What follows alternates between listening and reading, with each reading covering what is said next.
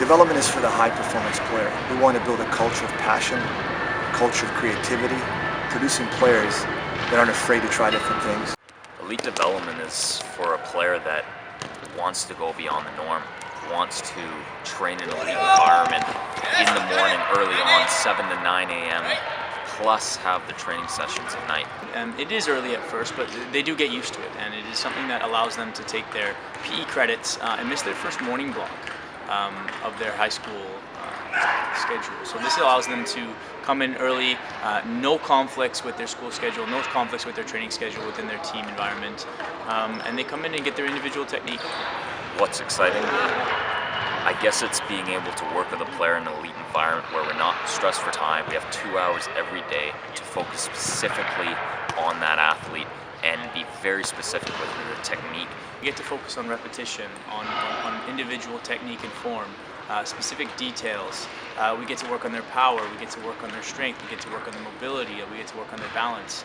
So it's a great opportunity for these guys to get more touches on the ball, repetition, and not be afraid to make mistakes like they might be in their game environments. We want to provide an environment where the player comes in, is willing to incur mistake, and is willing to repeat and repeat and repeat. You can treat these players like young professionals. They're coming in to improve their own abilities, their own techniques. They're here to learn, and they're always very highly motivated. We can spend a lot of time on the individual technique of that weakness. We can focus on correcting it. We can focus on not worrying about making mistakes. And the beauty of it is that in small group environments, they get a 1-to-4 ratio or a 1-to-6 ratio of coach to player. So there's a lot of attention to detail within that. A young player needs an atmosphere like this so that we can get back to basics, harping on simple things like posture and form of the body within technique. It's a very important aspect for a grade 9, 10, 11, or 12 student, as a lot of their team training sessions start going towards the tactical or physical part of the game. Every talent that comes in is different.